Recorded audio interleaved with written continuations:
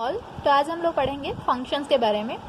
Functions के बारे में जानने से पहले हम लोग को ये सब जानना जरूरी है, सेट, कार्टेशियन प्रोडक्ट, रिलेशन। ठीक है, तो हम लोग सिंपली जानते हैं सेट क्या है। सेट है collection of well defined objects. तो वेल डिफाइंड कुछ ऑब्जेक्ट होगा, मान लो ए में है 1 2 3, ये सब क्या है, वेल डिफाइंड डिस्टिंक्ट ऑब्जेक्ट्स। तो इसको हम लोग एक सेट बोल सकते हैं। ठीक है, तो एक सेट में कार्टेशियन प्रोडक्ट क्या होता है कि दो सेट्स है, मान लो ए बी।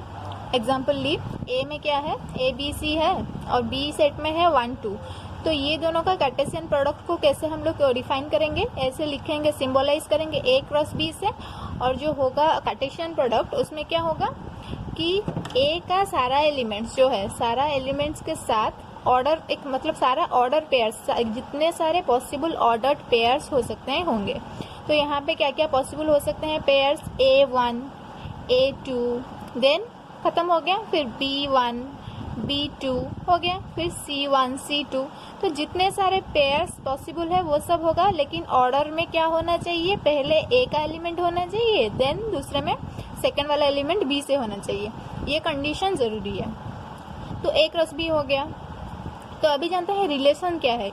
रिलेशन मतलब हम लोग जैसे नॉर्मली जानते हैं कि रिलेटेड होना चाहिए। तो जैसे कि x = 3y, ये एक रिलेशन है। तो उसका कंडीशन ये है कि ये a क्रॉस b जो है, इसका एक सबसेट होना चाहिए। सबसेट का मतलब क्या है कि इसी सेट, ये जो पूरा सेट है, इसी में से कुछ कुछ एलिमेंट्स इसमें रहना चाहिए। ठीक है, तो अभी हम लोग जान गए हैं रिलेशन क्या है। तो रिलेशन को हम लोग फंक्शन कब बोल सकते हैं कि जब कुछ स्पेशल कंडीशंस को सेटिस्फाई करें। तो सारा फंक्शंस रिलेशन होता है, लेकिन सारा रिलेशन फंक्शन नहीं होता, क्योंकि रिलेशन का कुछ कुछ स्पेशल कंडीशंस रहता है, जिस कंडीशन सेटिस्फाई करने से ही हम लोग उसको फंक्शन बोल सकते हैं। अच्छा, सारे मतलब आर्मी में जो सब कमांडो होते हैं, उनका वो सब क्या आर्मी के अंडर ही आता है, लेकिन उनके पास क्या होता है, कुछ स्पेशल पावर रहता है। ठीक है, क्यों, उनके पास कुछ स्पेशल क्वालिटी रहता है, तभी वो लोग कमांडो रहते हैं। ठीक है, तो वैसे ही आर्मी क्या है, रिलेशन से है, उसमें से जो सब स्पेशल कंडीशंस अगर कुछ सेटिस्फाई किया, उसको हम लोग बोल सकते हैं फंक्शन। क्लियर। तो अभी हम लोग देखते हैं फंक्शंस। फंक्शन का डेफिनेशन वगैरह जानने से पहले हम लोग को उसको कंसेप्ट पूरा समझना चाहिए कि एक्चुअल में फंक्शन क्या होता है। देखो, यहाँ पे ए एक सेट ली, बी एक सेट ली। ठीक है, यहाँ पे मैपिंग हो रहा है। मैपिंग कैसे हो रहा है, मान लो मैं नंबर्स के बजाय तुम लोगों को एक रियल सिनेरियो दे रही हूँ। ए सेट में क्या है, नंबर मतलब ट्रेन का नंबर है, मतलब ये है फर्स्ट ट्रेन, ये सेकेंड ट्रेन, ये थर्ड ट्रेन, ये फोर्थ वाला ट्रेन। ठीक है, ये सब ट्रेन है। और बी सेट में क्या है कि मतलब डेस्टिनेशन वगैरह का लिस्ट है, जैसे कि ये वाला दिल्ली और ये वाला मुंबई और ये वाला चेन्नई। ठीक है, तो मैपिंग कैसे की हूँ मैं, कौन सा वाला ट्रेन कहाँ, मतलब किस डेस्टिनेशन क्या है, वो मैपिंग की हूँ। तो फर्स्ट वाला जो ट्रेन है वो कहाँ तक जाता है, दिल्ली तक जा रहा है। सेकंड वाला जो है वो मुंबई जाता है। थर्ड वाला जो है ट्रेन वो भी दिल्ली ही जाता है। और फोर्थ वाला जो है वो चेन्नई जाता है। ठीक है, तो मैपिंग में की हूँ, जो ट्रेन जहाँ जाता है वहाँ से मैपिंग की हूँ। तो इसको मैं कब एक फंक्शन बोल सकती हूँ। अच्छा, इसको मैं लिख सकती हूँ कैसे, ऑर्डर पेयर अगर करूँगी तो कैसे लिख सकती हूँ कि 1 जाता है D को, देन 2 जाता है M को, देन 3 जाता है D को, देन 4 जाता है C को। तो यहाँ पे A B का अगर मैं क्रॉस प्रोडक्ट लूँ, ये सब क्या हो रहा है, एक रिलेशन हो रहा है, कार्टेशियन प्रोडक्ट को बिलोंग करता है, तो रिलेशन हो रहा है। तो इसको अब हम लोग फंक्शन बोलेंगे या फिर नहीं। इसके दो कंडीशन है। कंडीशन क्या क्या है, एक कंडीशन ये है कि जो इनपुट वाला सेट होगा, जो डोमेन वाला सेट होगा, इसको हम लोग मतलब जो पहले रहता है जिससे हम लोग मैपिंग शुरू करते हैं, वो होता है इनपुट वाला सेट, और उसको हम लोग बोल सकते हैं डोमेन। और जिसको जाता है मैपिंग, जिस सेट को जाता है, उसको बोलते हैं हम लोग कोडोमेन, और उसको बोलते हैं हम लोग आउटपुट। ठीक है, ये वाला इनपुट है, ये वाला आउटपुट है। तो यहाँ पे क्या हो रहा है कि 1 से इनपुट हो रहा है, आउटपुट हो रहा है दिल्ली तक, डी तक। ठीक है, तो इसको हम लोग फंक्शन कब बोल सकते हैं? रिलेशन तो हो गया, फंक्शन कब बोल सकते हैं? दो कंडीशंस है। एक कंडीशन ये है कि ए जो डोमेन सेट होगा उसमें जितने सारे भी एलिमेंट्स होंगे सबका एक एक मैपिंग होना ही चाहिए। मतलब किसी का मान लो फोर्थ वाला ट्रेन कहीं पे नहीं जा रहा है तो मैं इसको एक फंक्शन नहीं बोल सकती हूँ, ठीक है। तो ए सेट में, डोमेन सेट में जितने सारे भी एलिमेंट्स है सबका मैपिंग होना चाहिए। मैपिंग मतलब ए का जो डी है इसको वन का मैं इमेज बोल सकती हूँ, ठीक है। वन का इमेज कौन सा है? डी है। डी का प्री इमेज वन है, ठीक है। ये वाला सब इमेज है और ये वाला सब प्री इमेज है, ठीक है। तो वन का इमेज कौन सा है? डी है। टू का इमेज कौन सा है? एम है। थ्री का इमेज डी है। फोर का इमेज सी है, ठीक है। तो सारे एलिमेंट्स ऑफ द मतलब domain set should have at least should have one image, distinct image होना चाहिए। अच्छा, इमेज होना चाहिए, साथ ही साथ क्या होना चाहिए कि एक ट्रेन दो जगह पे नहीं जा सकता है, ठीक है, एक जगह पे ही जाएगा। तो यहाँ पे क्या होगा? वन का बस एक ही इमेज होना चाहिए, वैसे ही टू का भी एक ही इमेज होना चाहिए, थ्री का भी एक ही, मतलब जितने सारे एलिमेंट्स है सबका एक ही इमेज होना चाहिए। इमेज होना चाहिए कंपलसरी और उसके साथ साथ एक ही इमेज होना चाहिए। लेकिन जो सब ये जो दोनों रूल्स में बताई ये इसके लिए होल्ड नहीं करता है। जैसे कि डी दिल्ली है तो यहाँ से यहाँ को दो ट्रेन आ रहे हैं तो इसका प्री इमेज दो हो सकता है, लेकिन ये सब का इमेज जो होगा वो एक ही होगा, ठीक है। तो यहाँ पे और एक मतलब यहाँ पे कुछ लोकेशन है एक्स्ट्रा एक ये वाला सेट में जहाँ पर कोई भी ट्रेन नहीं आ रहा है तब भी मैं इसको फंक्शन बोल सकती हूँ, ठीक है।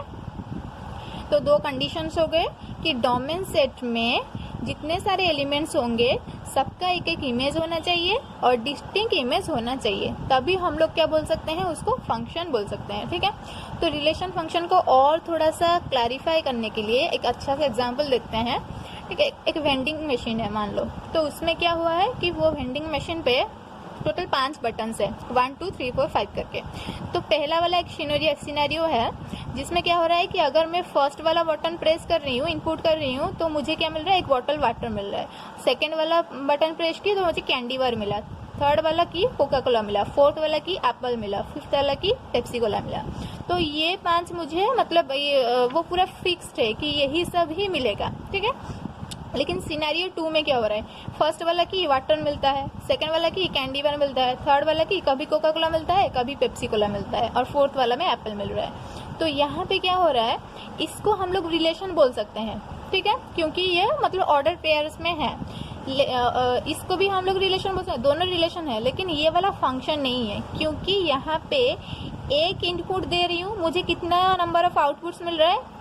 या फिर ये मिल रहा है या फिर ये मिल रहा है, तो 2 आउटपुट्स मुझे मिल रहे हैं। जहाँ पे एक पर्टिकुलर इनपुट में मोर देन 1 आउटपुट्स मिल रहे हैं तो इसको मैं फंक्शन नहीं बोलूँगी। तो एक पर्टिकुलर इनपुट के लिए एक पर्टिकुलर आउटपुट होना चाहिए, ठीक है। तो अभी हम लोग चेक करेंगे कि ये वाला एक फंक्शन है या फिर नहीं, ठीक है। तो यहाँ पे ये वाला एक दिया गया है सेट ऑफ ऑर्डर पेयर्स, तो इसको मैं चेक करने के लिए एक सजा दी वेन डायग्राम में। तो ये वाला हो गया फर्स्ट जो इमेज वाला ये वाला पार्ट है क्या डोमेन पार्ट, तो 2 3 5 6 7 2 3 5 6 7 ये सब लिखती थी। तो यहाँ पे क्या है 3 4 1 2 3, तो 3 4 1 2 3 2 बार है तो एक बार लिखिए। तो यहाँ पे क्या होगा 2 से 3 जाएगा 2 3, 3 से 4 3 से 4 गया, 5 से 1 5 से 1, 6 से 2, 7 से फिर से 3, ठीक है। तो यहाँ पे जितने सारे ए का एलिमेंट्स है सबका एक एक इमेज है और साथ ही साथ सबका एक पर्टिकुलर इमेज है, मतलब 7 का एक ही इमेज है, 6 का एक ही इमेज है। मतलब ऐसा जरूरी नहीं है कि इसका 2 प्री इमेज होगा ये होगा तो तब भी फंक्शन बोलेंगे, लेकिन साथ ही साथ क्या होना चाहिए जो डोमेन सेट है उसमें जितने सारे एलिमेंट्स होंगे सबका एक एक ही इमेज होना चाहिए, ठीक है। तो यहाँ पे फंक्शन का डेफिनेशन में आते हैं। फंक्शन का डेफिनेशन क्या है? A function is a relation between a set of inputs and a set of permissible outputs with the property that each input is related to exactly 1 output. Okay, अभी हम लोग चलते हैं कि डिफरेंट टाइप्स ऑफ फंक्शंस में। अच्छा, एक function होता है कि 1 to 1 फंक्शन। 1 to 1 फंक्शन में क्या होता है कि सबका जो भी ए में होगा बी में होगा इनपुट्स आउटपुट्स एग्जैक्टली सेम होगा, मतलब ए का एक के साथ ही रिलेशन होगा, ठीक है। जैसे यहाँ पे क्या हो रहा है कि 3 का जो आउटपुट है वो दोनों इनपुट में मिल जा रहा है, लेकिन यहाँ पे वैसा नहीं होना चाहिए। पर्टिकुलर इनपुट के लिए एक पर्टिकुलर आउटपुट होगा, ठीक है। तो अब हम लोग बोल सकते हैं कि ये वो 1 to 1 है। जैसे कि फंक्शन है 3x + 5, तो x के जगह पे इनपुट में जो भी दूंगी उसका आउटपुट जो मिलेगा मुझे वो अलग अलग ही होगा। सारे अलग अलग इनपुट्स के लिए सारे अलग अलग आउटपुट्स होंगे। वैसे ही मेनी टू 1 फंक्शन क्या है, जैसे यहाँ पे 3 मुझे 2 जगह पे मिल रहा है, अगर एटलीस्ट 1 मतलब एक केस में भी ऐसा हुआ कि 2 एलिमेंट्स होंगे, एक आउटपुट मतलब एक आउटपुट के लिए 2 इनपुट हो सकता है, तो वहां पे मैं बोलूंगी कि वो है मेनी टू 1। फॉर एग्जाम्पल अगर फंक्शन है x², तो x² क्या है, x के जगह पे मैं अगर 2 ली, फंक्शन क्या हो जाएगा 2 का स्क्वायर 4 होगा, या फिर x के जगह पे मैं -2 ली तो भी मुझे क्या मिलेगा, फंक्शन 4 ही मिलेगा। तो ये दोनों इनपुट्स के लिए मुझे क्या मिल रहा है, सेम आउटपुट मिल रहा है। अगर 2 मिनिमम एटलीस्ट 2 इनपुट्स के लिए मुझे सेम आउटपुट मिल रहा है तो मैं उसको मेनी टू 1 फंक्शन बोलूंगी। फंक्शन होगा लेकिन वो मेनी टू 1 होगा, ठीक है। अभी हम लोग चेक करते हैं unto function, into function. Unto function क्या होता है कि अगर if each element in the codomain set has at least 1 pre image. अच्छा, ये वाला हो गया डोमेन, ये वाला हो गया कोडोमेन।